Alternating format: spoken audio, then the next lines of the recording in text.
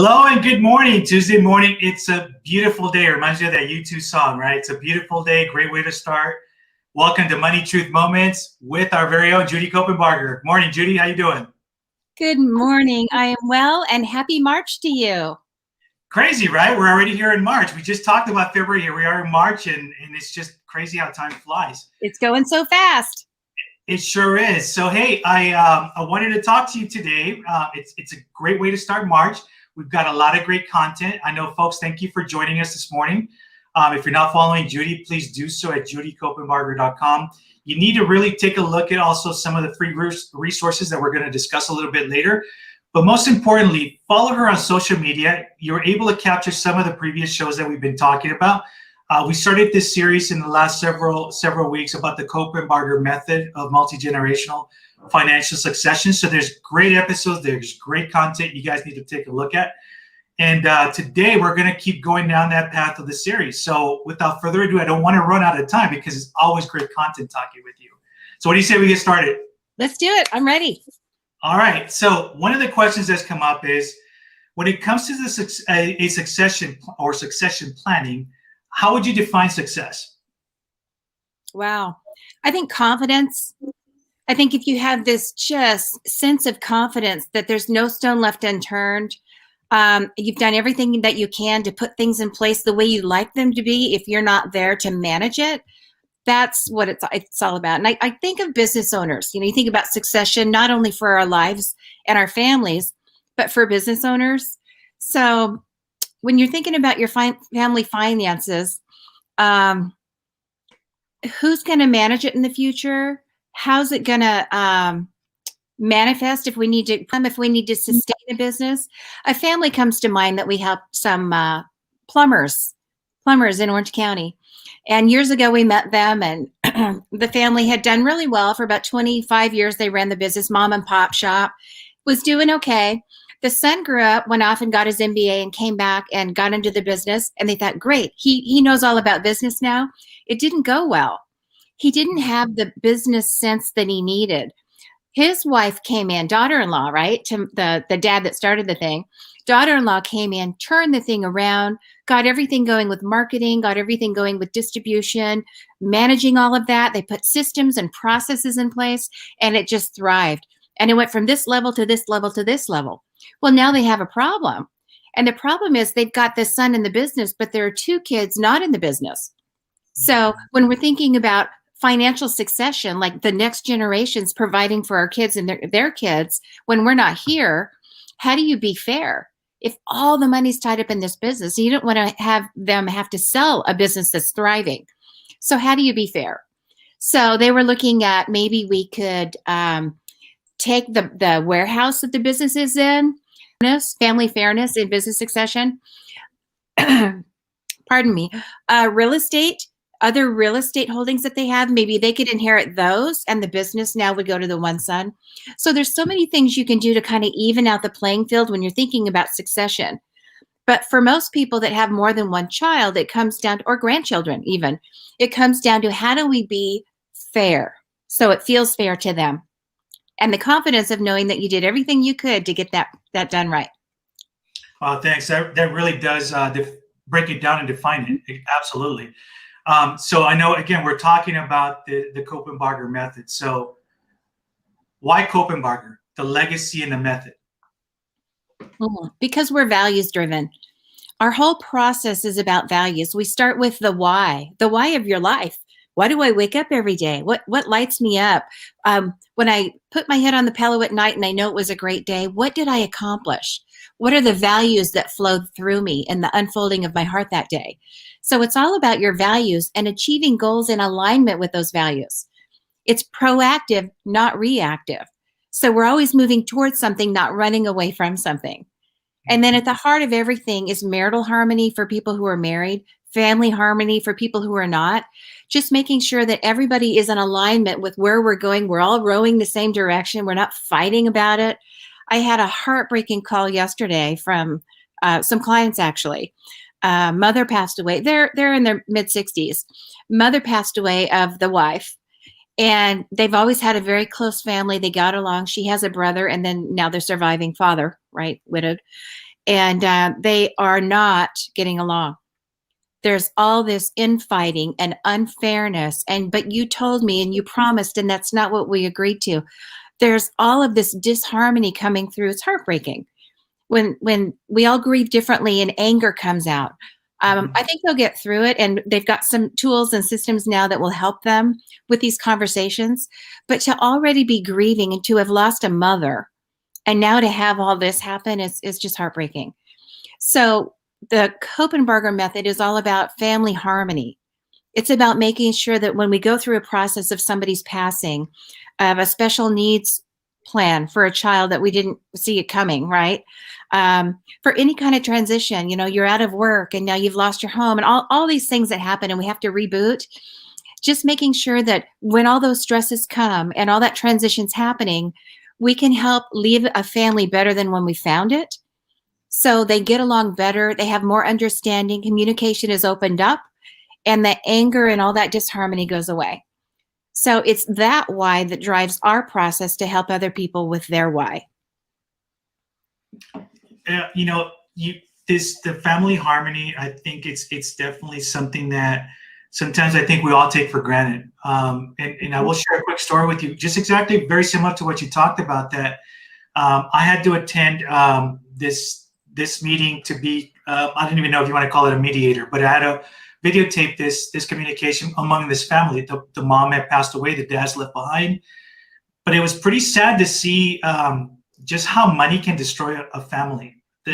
Or I guess a better word is the lack of planning can destroy a family, And I think it's very important. I'm glad you're talking about this and why we talk about the Copenbarger Method as well too. So it's not just that. It's been every episode we've talked about legacy, and we're going to talk a little bit more about that. But it just brings a great reminder, you sharing this, that it is important to get your ducks in a row, right? It is important to get this family harmony just in a perfect balance, I guess, if for lack of better words. And I think this is something that folks, you guys need to really take a look at.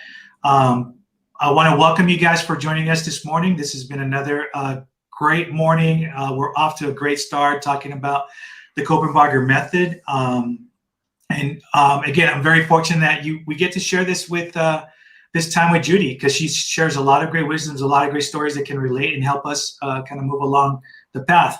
If you're not following Judy, please do so at judycopenbarger.com. We're going to discuss a little bit of her website a little bit later on in the show, but make sure you write it down. Make sure you follow her on social media as well too, because we got lots more coming. So stay tuned for that, folks. All right, so moving right along. What happens when your legacy is directed at charity? Oh, the world changes. The world changes. When we're charitable, when we're generous, when we are involved in humanitarian efforts, when we're helping the lives of other people, whether it's little, like complimenting someone on their haircut, or big, like taking food around the world, these big charities that do that kind of thing. The world changes when we're involved with charity while we're here and when we're gone. So it doesn't have to be a legacy, like I'm going to leave a bunch of money to my favorite charity. It's while we're here. It's a legacy is something that we're creating as we go. It's not just something that we leave. And, it takes money. It takes talent and resources and skills to feed people who don't have enough food, to give toys to children that don't have any, to take mosquito nets to people dying of malaria, pardon me, to just make a difference in the faith of people, in the feeding of people, in the quality of life, in the fairness. There's fairness again. People are not always treated as well as people are in this country. Even with the problems that we do have a lot of freedom. And no matter what color you are, what gender you are, what you do with your lifestyle, all of those things are irrelevant when it comes down to basic freedoms. And we enjoy that here.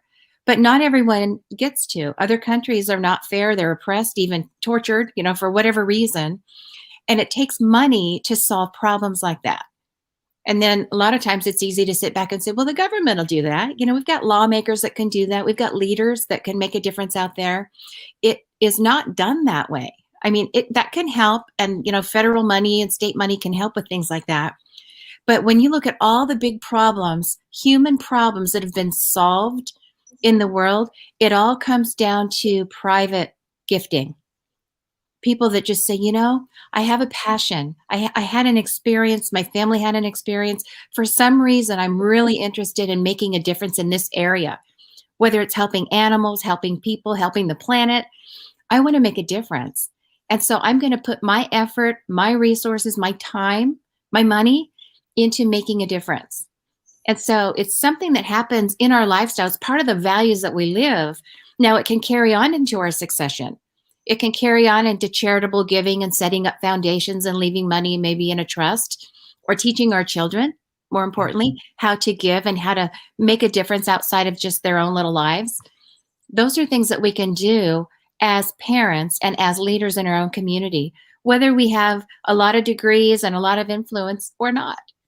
Maybe we're just teaching our kids. Maybe we just have kids over for a swim party. You have influence. Maybe you coach a soccer team, or you're a scout troop leader. So any of those areas of influence, just helping the neighborhood kids, fix their bikes, all of those areas of influence is part of that generosity, part of that charity. And that little ripple effect, it makes a difference on the planet. So I encourage you to think about that. Not only what can I leave my kids and leave my charity later, but what can I do today that makes a difference and begins that legacy while I'm here?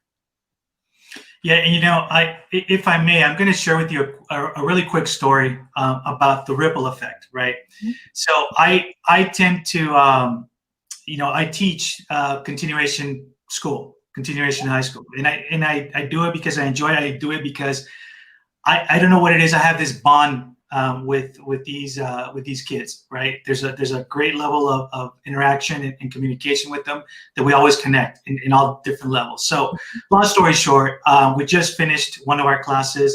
This was the last class that this student actually, for him to graduate and move forward.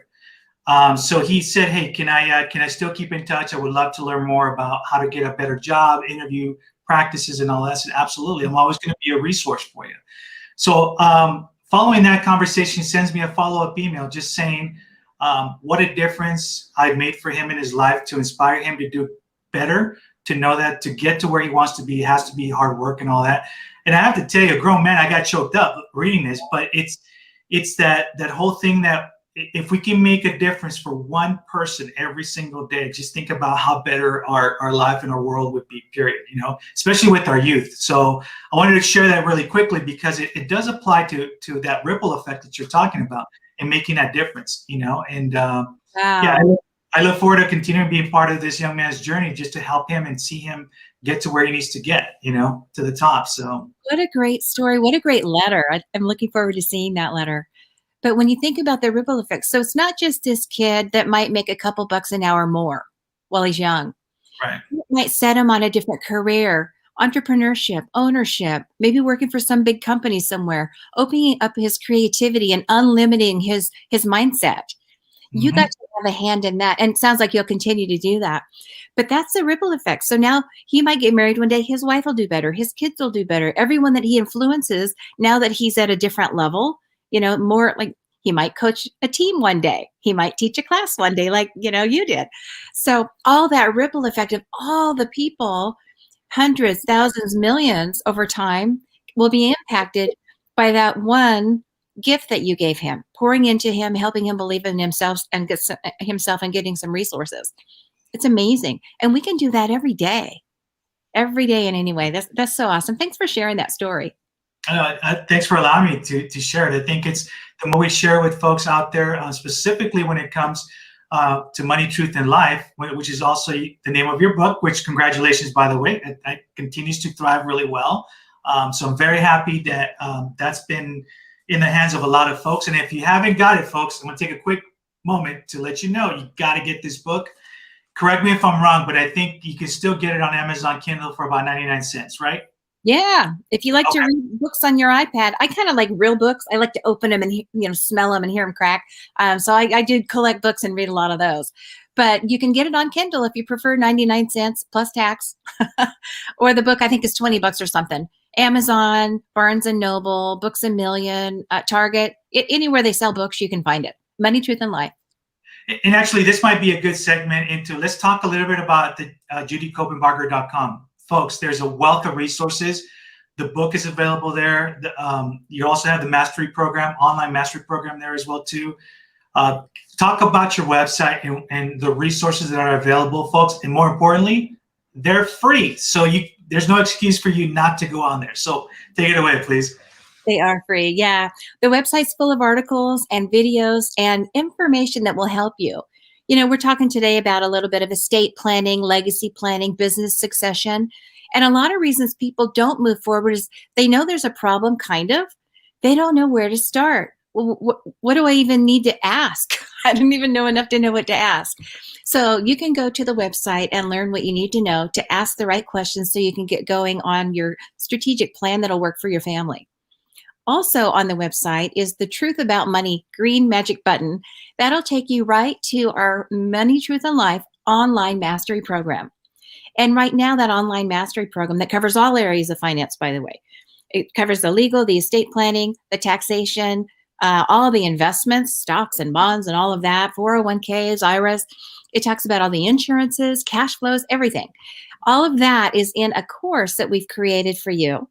And right now you can watch any of the classes in any of the 5 pillars in any of the courses for no money. You can have 7 days free. You don't have to pay a subscription or pay for the class. Take as many classes as you want. If you want to continue and subscribe and really learn and master some of these concepts, that's available for you for a minimal subscription, monthly subscription. But right now it's free. There's no reason not to go click the button and at least take a class or two, learn what you need to do better at your house and with your business. Awesome. Thanks for sharing that. And take note, folks, again, judycopenbarger.com. Make sure you check it out. Like I said, there's no pressure. It's free. Do it at your own leisure while you can. So I encourage you guys to definitely do it. You're going to get a lot of great wisdom and information for free on there as well.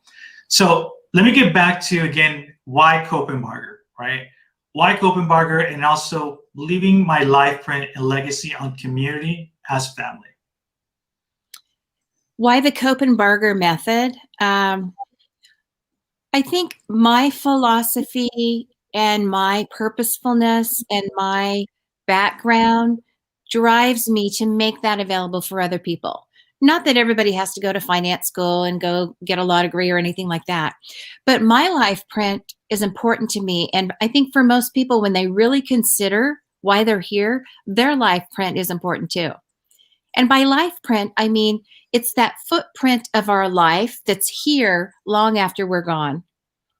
It's like if you had a building at the shore. I remember going to Hawaii years ago. They had I think it was a Nikki, the bad hurricane that came through, and all the whole island was obliterated. But all the shore had buildings that long after the storm left, all you saw was just the pad, the concrete foundation where the building had been washed away.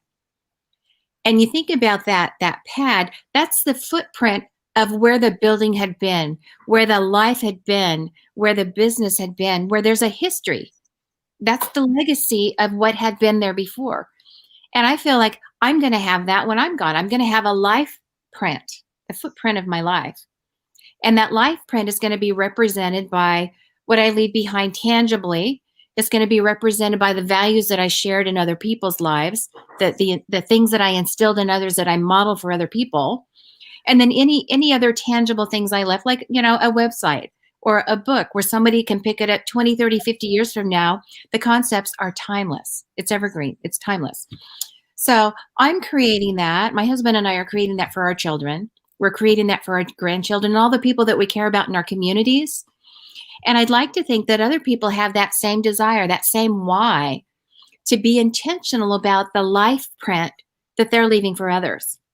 So that's why I'm creating my legacy. It's about helping other people wake up that they have a legacy that they can create and not just leave later, but then do something about it. Be more proactive, be more intentional, and leave something that they're really happy. It aligns with their values and it aligns with who they were. That's what the legacy is all about when I'm thinking about succession for me. Yeah, and since we're on the topic of your legacy as well too, I want you to talk a little bit about your legacy and all of this work that you have done over the years, money, truth, and life. All of these wisdoms that you are sharing with folks to make life a lot better, not only in the financial aspect, but bringing the family harmony. I want folks to hear from you that this isn't actually. Let's just talk about your legacy. How's that? Because you'll obviously you're gonna do a better job than I do trying to get to the point of this. So if you can share that with folks, I think that would be very valuable. Also, to for our new listeners to get to know you a little bit better while you're doing all of this. Yeah. Well, our legacy is not money. It's about values. It's about the unfolding of our heart, the things that are important to us as people, as a couple, as a family, as a business.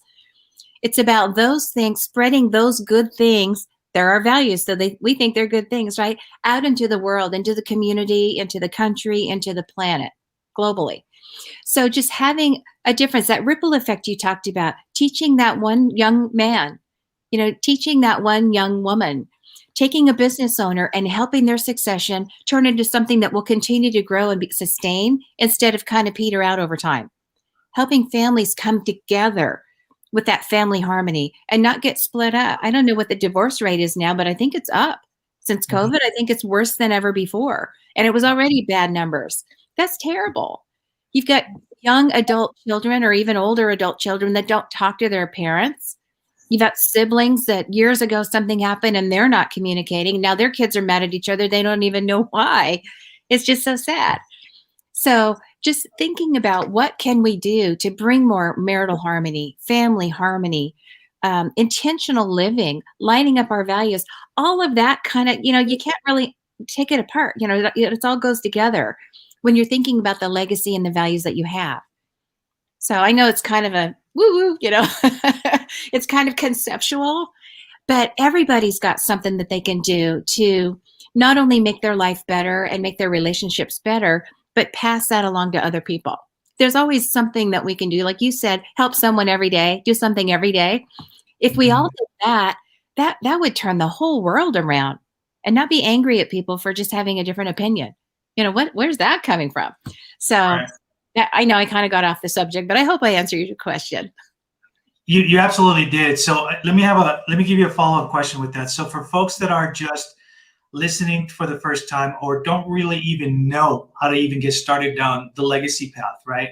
What are maybe some tips you can give us that can get us started thinking about what we should be doing for our legacy to leave behind? Yeah. Well, the first thing is to get your mindset right, to forget about what grandma and grandpa did or didn't do, or when auntie or uncle died, we're still mad about that. Forget about the past. Forget about everything that happened in the past to you, all the mistakes you've made, maybe. Clean that up. That's another show. You can clean all that stuff up. Dr. Phil can help you with all that stuff, right? But from where you are, just think about what can I do today? I have the present right now. What can I do today to leave something? So I think it takes a little intentional thought about, well, what do I want that to look like? If you think about the outcome, put the outcome in mind when you're starting to plan and think about what you want. Just say 10 years from now, 20, 50 years from now, what do I want them to say about me? What do I want to have accomplished? What do I want to leave for them? When they're thinking about my life print, they're on the shore and they're saying, that's where Judy was. What do I want them to reflect and feel when they're walking that property there on the shoreline? This is what Judy stood for. This is what she did. Here's the impact she had. Here's the teachings that she left. Here's the life that she lived. And you can think about that too. What do I want them to say about me? What do I want them to feel when they remember me? What do I want them to have from me? So I think it's worth thinking about. And I think that's something everybody can do. Pen and paper, take that pen and write it down. What do I want that to look like? And just maybe spend a tea moment or a coffee moment reflecting on that. I think most people could do well just to start with that. Get the mindset right. Take a little time to think about what I want to have happen. And then action steps. What should I do next? Where's the gap? What do I need to fix or clean up or work toward? And folks, that's another Money Truth moment with Judy. So I appreciate you sharing that and kind of kickstarting us a little bit in the right path of what we need to do for that legacy to build it also.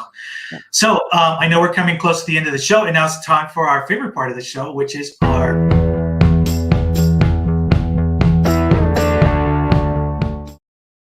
challenge, right? So here we go.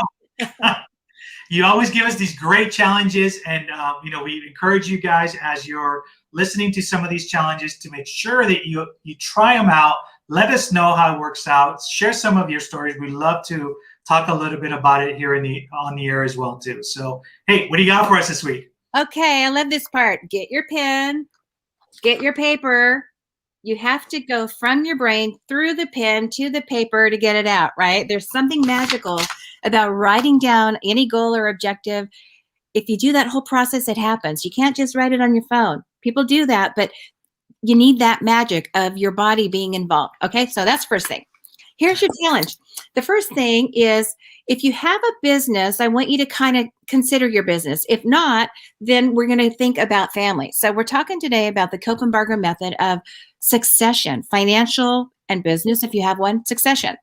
So consider, number one, write down the issues in your business. What might blow up? What's at risk? If I'm not here, I can't continue running my business or leading in my business. What might blow up? What's the biggest risk that I have there? And if you don't have a business, just think about your family legacy. We were talking a little bit about legacy and what you want them to remember. So now I want you to think financially. What's going to happen with the house? What's going to happen with the beach house or the mountain house? If you have a rental property or some other property or business related property. What's going to happen with my IRA funds, my stocks and bonds and bank accounts and things like that? How is it going to be distributed, and how's it going to be managed if it's got to be sustainable, create income for other people? And there's all kinds of other issues, special needs, all kinds of other issues.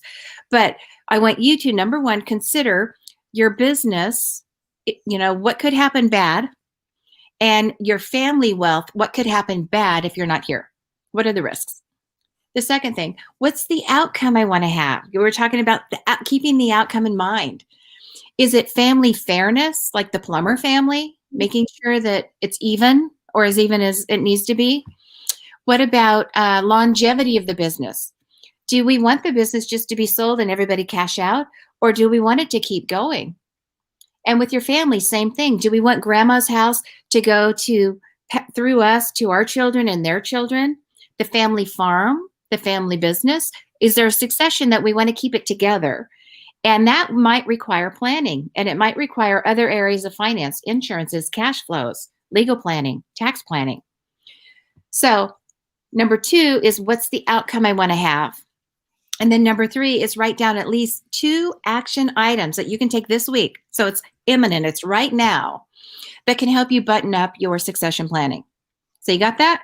Let me go back through. Recap. Consider the issues in your business or family if you don't have a business. What's the outcome you want to have, and what are 2 things you can do to move toward getting your house in order when it comes to succession? That's your challenge. Wow, that's awesome. I can't wait for us to really dive into this. Folks, you heard the challenge. Make sure you share it with us. We'd love to just really discuss this on the air, talk a little bit about some of the examples that you guys write in about as well too. And we've come to the end of the show. I want to thank you guys for joining us today. If you missed the show, please watch the beginning of it. It should be posted here really soon. If you're not following Judy, please do so at judycopenbarger.com. She went over some of the great resources that are available for free on her website. So make sure that you're following and make sure that you're sharing this great content with some of your friends and family. If it can help somebody, we can definitely make a difference with that. Again, Judy, thank you so much for taking time out of your day for joining us this morning and sharing some of your wisdom. Any last parting words? Well, my pleasure to be with you, Carlos. It was just a great show, a great day. And I just think my advice is, make it a great week. Be intentional out there. Awesome. Well, thanks again, folks. This has been another Money Truth Moment with Judy Copenbarger. Remember, we're here Tuesdays at 8 a.m. We'll see you guys next week. Until then, be safe.